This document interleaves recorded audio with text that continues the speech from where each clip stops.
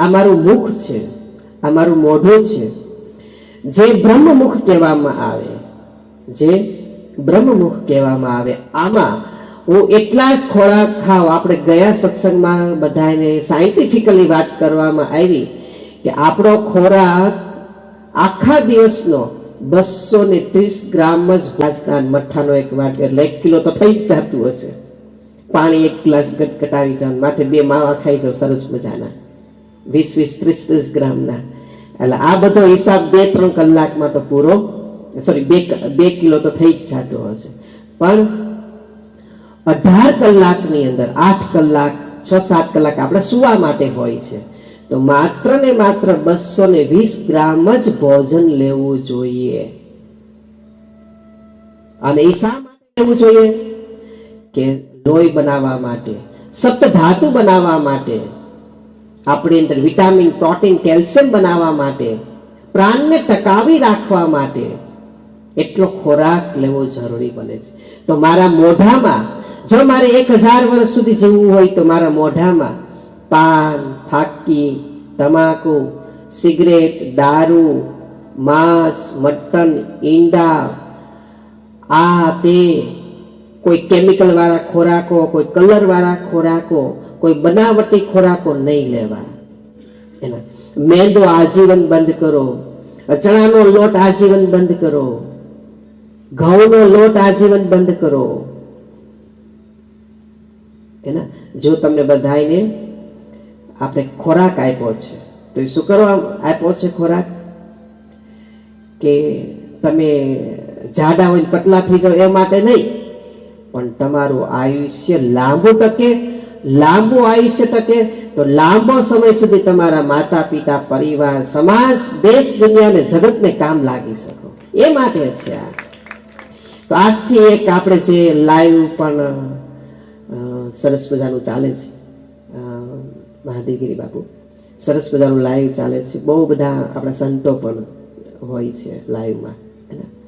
તો લાઈવ પ્રસારણ પણ સરસ મજાનું છે. તો જે પણ કોઈ આ જ્ઞાન સાંભળે છે એના ભગવાન ઉપર કોઈ મૂકી નહીં દેતા, કુદરત ઉપર કોઈ નહીં મૂકી દેતા જીવને કે ભગવાનને કુદરતને જેમ જીવાડવા હોય જીવી આપણે નહીં. મારે કેમ જીવવું, મારી અંદર આત્મા પ્રાણ કેટલો સમય સુધી ટકી શકે મારે જોવાનું છે. એ ભગવાનની કે કુદરતની, પરમાત્માની કાંઈ ગેરંટી છે નહીં, એની જવાબદારી કાંઈ છે નહીં. એ ભગવાન, કુદરત, પરમાત્મા આપણા પિંડમાં જ છે, બહાર ક્યાંય છે એ બહાર તો બધું નશ્વર છે, ખોટું છે બધું. એના આપણી અંદર જે છે આત્મા છે એ સર્વાત્મા છે. એના તો જે કઈ દુઃખ અને સુખ થાય છે એ મને જ થાય છે, એ બીજા કોઈને થતું નથી. એના હું કોઈ જડને માનું, હું કોઈ બીજું ત્રીજું માનું તો એને કોઈને દુઃખ, દર્દ, તકલીફ થતું મને જ થાય છે. એના તો મારા મોઢામાં પાન, ફાકી, દારૂ, સિગરેટ, એના ચા, કોફી આ ના જવું જોઈએ. ચા છે ને તાત્કાલિક યુરિક એસિડ બનાવે છે, તાત્કાલિક યુરિક એસિડમાં કન્વર્ટ કરે છે. એના તો કલર વાળા ખોરાકો નહીં ખાવાના, સેકરિન વાળા ખોરાકો નહીં ખાવાના. એના ત્યારબાદ pizza, burger, idli, dosa, Manchurian, panipuri, noodles, Maggi આ બધા ખોરાકોથી પર થઈ જવાનું. આ હોવા જ ના જોઈએ.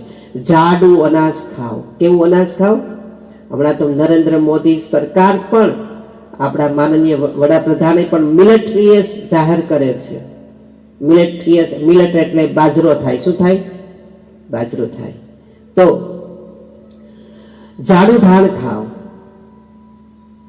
અને જે તમે બધા અત્યારે ઘઉં ખાવ છો ને, કે જે પેલી ઘરઘંટીમાં દરી દરીને જે બધા ખાવ છો, એ તમે કોઈ ઘઉં, કોઈ બાજરો કે કોઈ રાગી, કોઈ અડદ કે કોઈ બાજરો, કોઈ મકાઈ ખાતું કોઈ નથી, લોટ ખાવ છો. પેલાના ગરડા લોકો આપણે ઘરે દરતા, બધું ઘંટલે દરતા, બરાબર ને? તો એમાં જે એ લોટ 0% ગરમ થાય, કેટલો ઠંડો લોટ હોય. અને જો તમારે લાંબુ જીવવું હોય ને તો તેની ઘરઘંટી આવે છે, પથ્થરનો ઘંટલો આવે છે, ભલે આપણે હાથે ન ચલાવી શકીએ, આપણી પાસે તાકાત નથી અત્યારે, તો એનામાં એક મોટર આવે છે અને 2-3 હજાર રૂપિયાનો એ ઘંટલો બનાવી આપે છે અને એ તમારા ઘરમાં મૂકો. ઠંડો લોટ આવશે. શું આવશે? ઠંડો લોટ આવશે.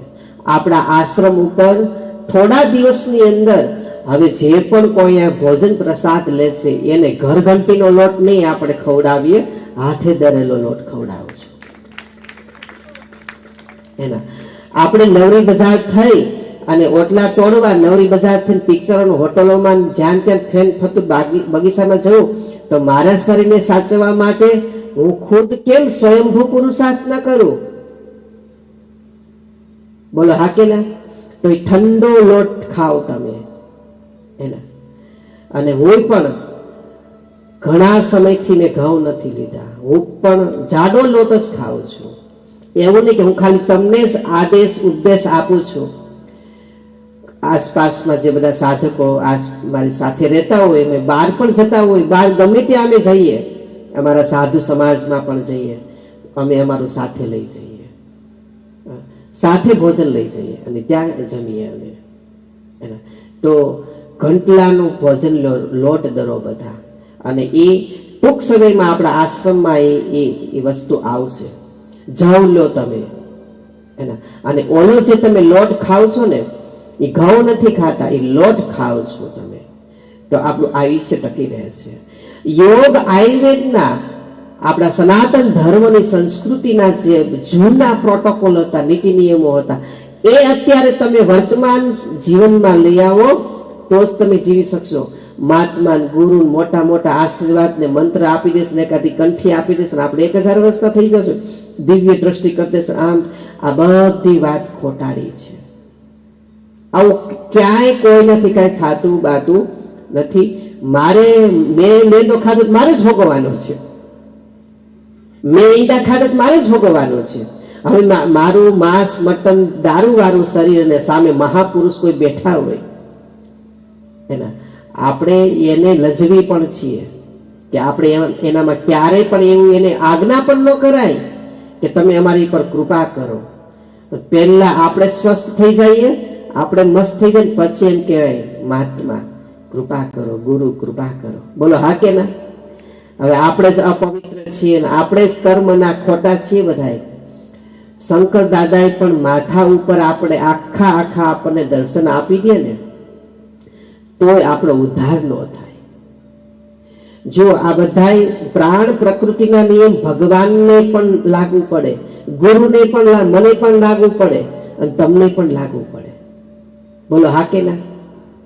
પ્રાણ પ્રકૃતિના નીતિ નિયમ તો બધાને લાગુ પડે.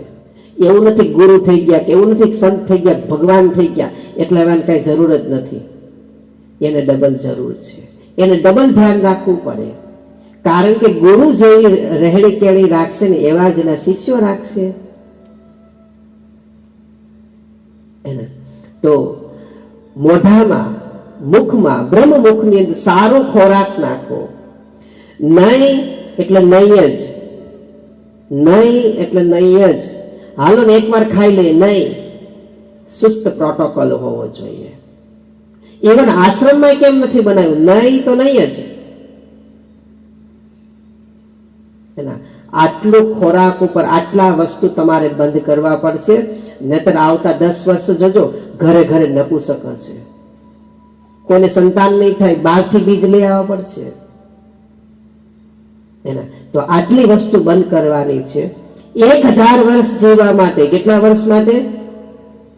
જો તમારે મેંદો ખાવો છે તો મારી ગેરંટી નથી, જો તમારે ગંદો ખોરાક ખાવો છે તો મારી ગેરંટી નથી.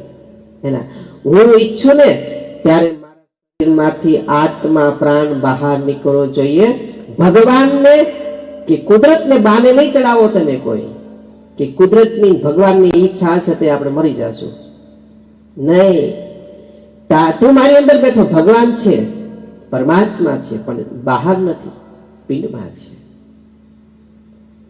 તો એ જે ભગવાન છે એને રાજી રાખવા માટે જો આપણે સરસ મજાની 4 વ્હીલો કે 2 વ્હીલો હોય એને રાજી રાખવા માટે આપણે શું કરીએ? સારું પેટ્રોલ આપે, સારી એવરેજ આપે ને, તો સારી ગાડી ચાલે, સારી હવા ભરો તમે તો સારી ગાડી ચાલે. તો એમ આ ગાડી જ છે. 1000 વર્ષ સુધી મારે મારા આત્માને, પ્રાણને મારા પિંડમાં ટકાવી રાખવો છે.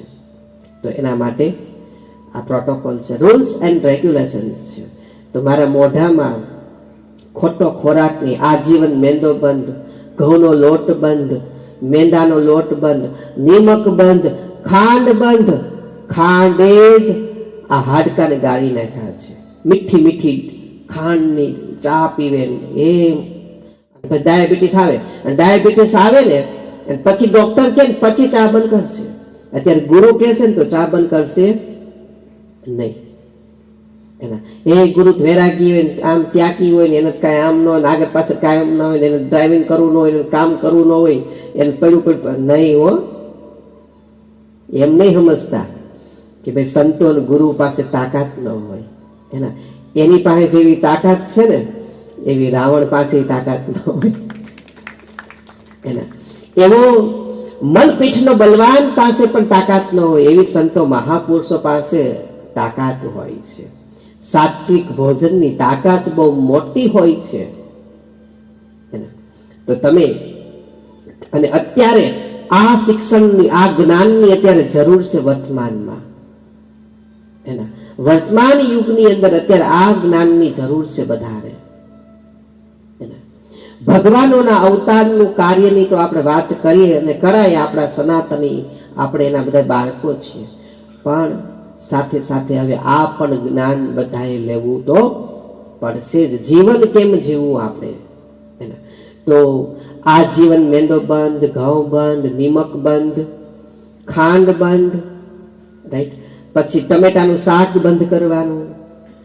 ટમેટું તમે વઘારો ને એટલે યુરિક એસિડ થઈ ગયું, ગરમ કરો એટલે. કાચા ટમેટા તમે ગમે તેટલા ખાઓ, કાંઈ વાંધો ન આવે. ત્યારબાદ માંસ, મટન, ઈંડા, દારૂ, પાન, ફાકી, વગડીઓ, વિમલ, તુલસી, માણેકસન, બ્રિસ્ટોલ, સિગારેટ, એના ધૂમ્રપાન, આ તે, આ બધા લક્ષણો બંધ કરવા પડશે. તો જ સ્ત્રી પુરુષનો યૌવન એવું ને એવું જળવાઈ રહે છે. નહીતર તમે જુઓ, અહીંયા આપણે ચૂલો જગાવીએ અને એનો તાપ લાગે, એનો ધુવાડો, તો આપણે પેલા શું કે ગામડા આપણે એમ કહીએ કે ખપેડા બ્લેક થઈ જાય. કેવા થઈ જાય? તો આ ખપેડા જ કહેવાય એક જાતના. આપણી આ જે 12 જોડી પાંસળી કહેવામાં આવે, કેટલી, આ ખપેડા જ કહેવાય એક જાતના. પછી શ્વાસ થાય, પછી પાણી પીવો time to time, time to time urine pass કરો. તમે જેવું લાગ્યું તમે ખુલાસો કરી આવો. જો પશુ પંખી કોઈની શરમ નથી રાખતા, ગમે ત્યાં બેસી જાય છે. પણ ચાલો આપણે મનુષ્ય છીએ, આપણે થોડાક ધર્મને, આપણે થોડાક માતા પિતા ઋષિઓના સંસ્કારોને, ભારતીય સંસ્કૃતિ, સનાતન સંસ્કૃતિને વરેલા છીએ. તો ચાલો આપણે પશુની જેમ તો ગમે ત્યાં ઊભા ન રહી શકીએ, પણ એટલીસ્ટ ઊભા થઈને તો જઈ શકીએ. તો ટાઈમ ટુ ટાઈમ મલમૂત્રનો ખુલાસો કરો, મલમૂત્રનું વિસર્જન કરાવો ટાઈમ ટુ ટાઈમ. ટાઈમે ખાઓ, ટાઈમે પીવો, ટાઈમે સુઈ જાઓ. રાત્રે જે જાગે ને, ક્યારેક ક્યારેક વાંધો ન આવે, મહિનામાં એકાદી વાર થઈ જાય તો વાંધો ન આવે. હું બહુ ઓછું ટ્રાવેલિંગ કરું. મને એવું લાગે ને જવા જેવું છે તો જ હું જાઉં, બાકી હડિયાપાટી હું કરું નહીં. શા માટે? ખબર જ છે કે અહીંથી ફોર્ચ્યુનર છૂટે એટલે 100-150ની સ્પીડમાં છૂટવાની છે. અને ત્યાં રોડા, ખાડા, ખબડા, રાતે સુવાનું કાંઈ ઠેકાણું હોય નહીં. જે સતત ગાડીઓમાં સુવે ને એ બહુ એની આયુષ્ય નથી. આ જગતને છે ને આપણે બતાવવા નથી જવું હું કોણ છું, પણ મારે સમજવું છે હું કોણ છું, એટલે મારે નથી જવું. મારે સમજવું છે હું કોણ છું. તો રાત્રે બહુ જાગવું નહીં. 12 પછી, રાત્રે 10 પછી જે કોઈ ઊંઘ જાગે ને એને બીપી, જુઓ અત્યારે યુવાધનને બ્લડ પ્રેશર આવવા માંડ્યા. કેટલા આ ગરબા રાસની અંદર અત્યારે કોઈ ફાસ્ટ કોઈ કામ કરી શકતું નથી, તાત્કાલિક હૃદય બેસી જાય છે. તો મોટામાં મોટું કારણ બ્રેડ બટર, મોટામાં મોટું કારણ થમ્સઅપ, પેપ્સી, કોલ્ડ ડ્રિંક્સ, ચા, ઉજાગરા, આ વસ્તુ જ છે. ભાઈ, હું એક કમોતે મરવા માટે મેં જન્મ લીધો છે એના કે મારી ઈચ્છાઓ, અપેક્ષાઓ, મારો નિજ આનંદ, મારા આત્માની ઓળખ કર્યા વગર મારો આત્મા છૂટે તો એને 84 માં જવું પડે. જે પણ કોઈ આત્માની ઓળખ કર્યા વગર જે મૃત્યુ પામે છે ને એને 84 માં જ જવું પડે છે. પણ જે આત્માની ઓળખ કરીને જાય એ ગુરુના દેશમાં જાય છે. હંસા ગઈ તી ગુરુના દેશમાં. હંસા એટલે બે પગ વાળી નહીં, હંસા એટલે આત્મા, હંસ એના. તો સારા ખોરાકો ખાઓ, આજથી જ સુસ્તપણે નીતિ નિયમનું પાલન કરો કે મારે લાંબુ જીવવું છે. લાંબુ શું કરવા જીવવું છે? પણ હેડેડ થવાનું જીવવું. લોકોને ઉપયોગ થવા માટે મારી અંદર કેટલી બધી શક્તિ છે. મારી અંદર પાસે યોગ છે, આયુર્વેદ છે, કુદરતી ઉપચાર છે, બ્રહ્મ જ્ઞાન છે, બ્રહ્મ રસાયણ છે, અનેક રસ રસાયણ સિદ્ધિઓ પણ છે. હું જો સ્વસ્થ રહીશ, મસ્ત રહીશ તો હું 2 શબ્દ વધારે બોલી શકીશ, 2 જગ્યાએ વધારે હું જઈ શકીશ. મને ત્યાં ડાયાબિટીસ હોય, કમરનો દુખાવો હોય, આ તે હોય તો હું તમને દર્શન લાંબો સમય ન આપી શકું. મારે તમને લાંબો સમય સુધી, તમને તો ઠીક, તમારા સંતાનો, એના સંતાનોને પણ દર્શન આપવા છે. એટલે આ પિંડ ટકાવવું છે, એના એટલા શરીર ટકાવવું છે. તો મુખમાં સારું ભોજન નાખવાનું, ઓર્ગેનિક ખોરાક લો, દેશી ગોળ લો, પેલો ગોળ નહીં લો દવા વાળો. એના ખાંડ બંધ કરી દો. અંગ્રેજો 1810 ખાંડ મૂકી ગયા મારવા માટે આપણને. અને ભારત પાસે એવી મહાશક્તિ છે, યાદ રાખજો, ભારત પાસે એવી મહાશક્તિ, એને એમાંય સાધુ સંતો ગુરુજનો પાસે એવી વિરાટ શક્તિ છે કે એક પ્રવચન કરે ને અનેક સુરા પૂરા કરી નાખે. આ આપણી મહાનતા એ લોકો જોઈ ગયા એટલે આપણી અંદર ગુટખા નાખી, આપણી અંદર વિદેશનો દારૂ નાખ્યો, આપણી અંદર ખાંડ નાખી, આપણી અંદર આ નાખ્યું, આપણને ભોગ કરાવ્યા, આપણને એલોપેથી દવા આપી. અત્યારે કાંઈક થઈક ડોલો લ્યો, કાંઈક થઈક નિમિષલાઇટ લ્યો, કાંઈક થઈક પેરાસિટામોલ, કાલ્પોલ લઈ લો. ભાઈ, આયુર્વેદની કોઈને પણ માથું દુખે ને ગરમ પાણી પીને ઉલટી કરી નાખો, પિત્તનું વિસર્જન કરી નાખો, બીજી જ મિનિટે માથું મટી જશે. અંદર વાતપિત્ત કફ ગડબડ થઈ ગયું હોય એના